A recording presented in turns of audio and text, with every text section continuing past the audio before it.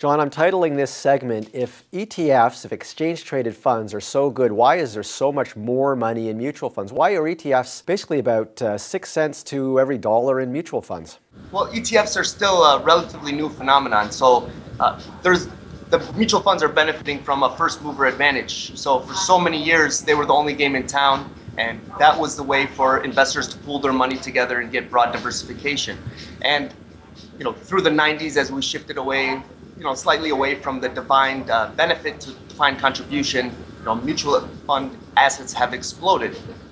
And the industry has, evolved to kind of support and facilitate the sale of mutual funds, which are sold through intermediaries who are paid commissions from the mutual fund companies themselves to sell those products. Now, what has to happen for exchange-traded funds to become more popular, to become much more of a force against mutual funds? We're still in the early stages, but what really needs to happen is, I think there needs to be a shift in the industry away from commissions.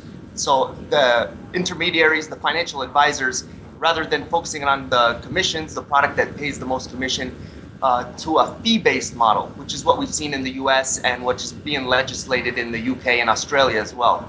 So when an advisor moves to a fee-based model, their incentives are better aligned and they want to bring costs down, and ETFs are a clear beneficiary there because of their low cost.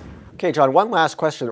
If an investor has an advisor and they've never talked about ETFs, would you suggest that they ask their advisor directly about it rather than waiting for the advisor to get around to it? Yeah, absolutely, because there's a chance that your advisor may never bring it up, because 80% of the advisors in Canada today, they can't even sell ETFs because they fall under what's called the MFDA track. It's really a responsibility of the investor to kind of take charge there.